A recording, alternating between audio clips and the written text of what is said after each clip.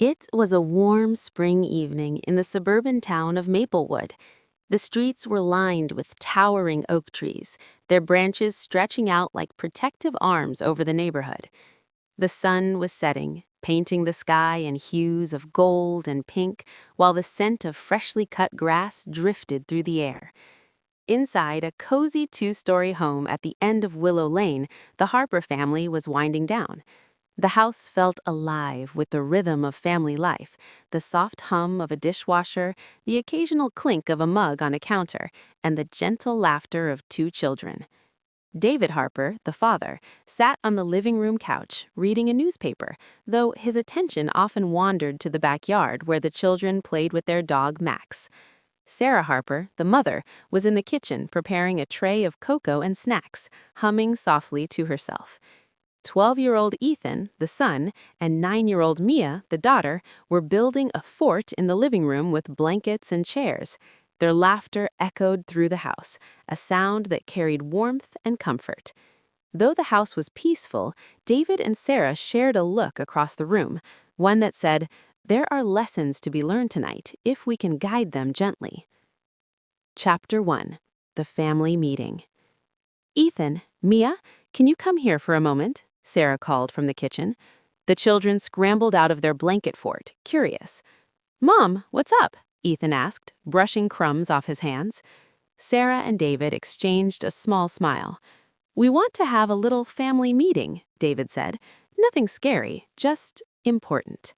The children sat on the couch, their eyes wide. Meetings usually meant chores or serious conversations. "This is different," Sarah said softly.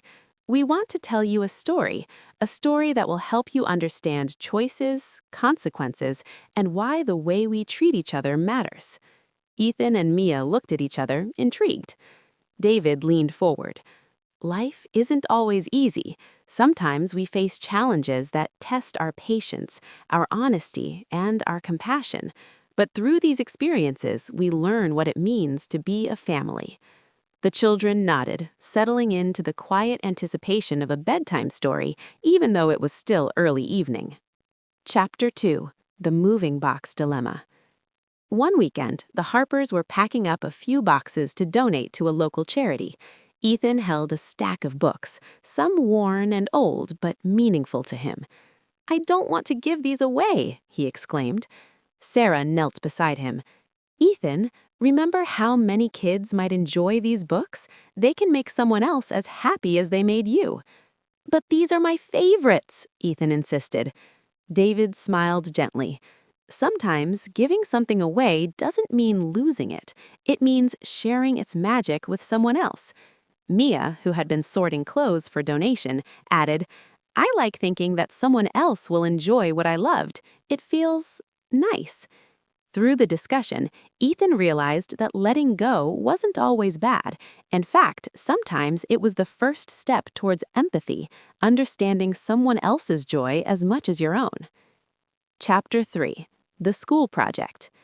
The following week, the children had a school project to complete together. Ethan and Mia were supposed to build a model of their ideal community. Ethan immediately wanted to control the design, insisting the buildings, roads, and park go exactly where he imagined.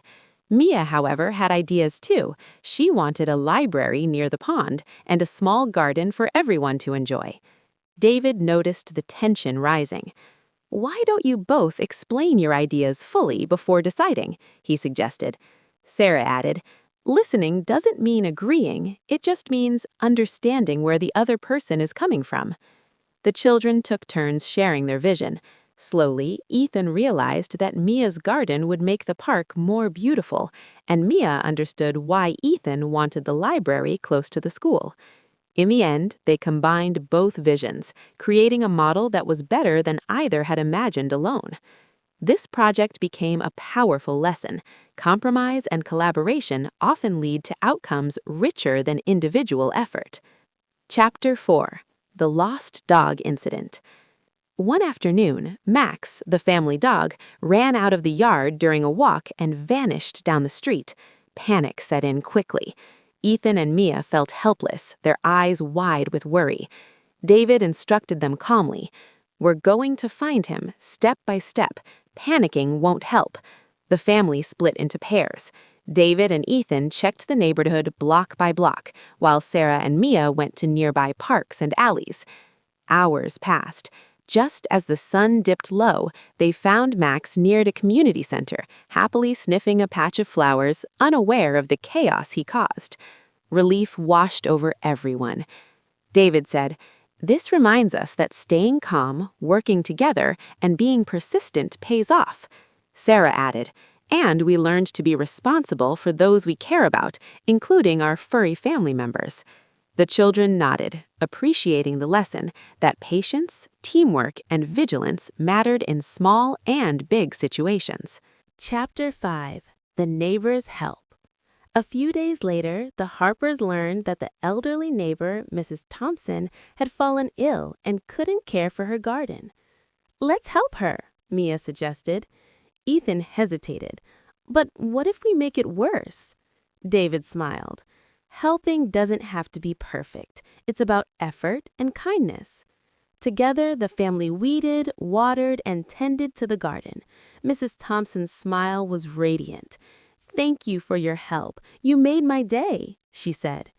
The children realized that small acts of service can make a huge impact, reinforcing the lesson of kindness and community responsibility. Chapter 6. A Rainy Day Challenge. One Saturday, a heavy rainstorm forced the family to stay inside. Cabin fever set in quickly. Ethan grew frustrated with the noise, and Mia was upset because she couldn't play outside. "Let's make it fun," Sarah suggested. "We'll turn this into a day of indoor adventure." They built forts, held an indoor scavenger hunt, and even put on a family talent show. David said, "Sometimes challenges can become opportunities if we approach them creatively."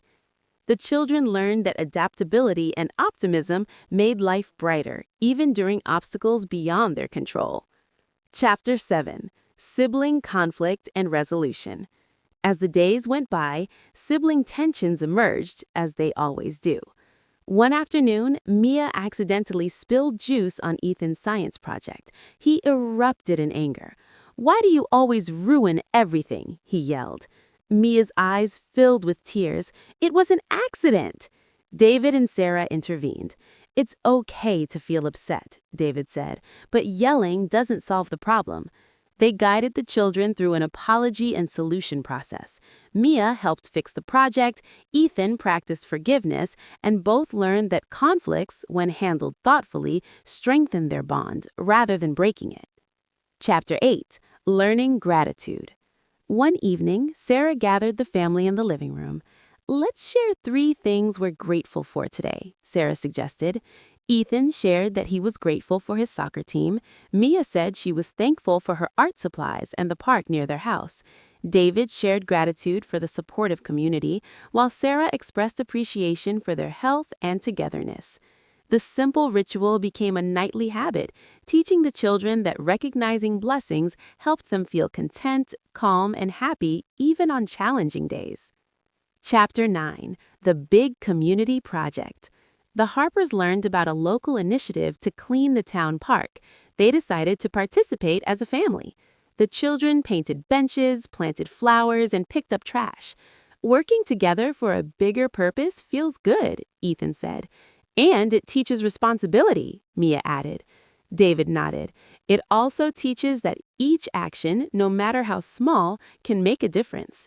Sarah reminded them, "This is what makes a community strong, everyone giving a little of their time and care."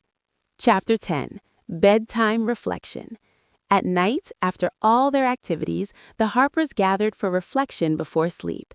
David said, "Life will always bring challenges, changes, and responsibilities." Sarah added, "But if we face them with patience, kindness, and understanding, we can grow stronger together." Ethan whispered, "Even when I'm scared or angry?" "Yes," David said, "especially then." Mia smiled, holding Max in her arms. "And even small things like helping someone or saying thank you matter a lot." Together, the family realized that love, compassion, and thoughtful choices were the pillars of life, lessons that would guide them in every stage of their journey.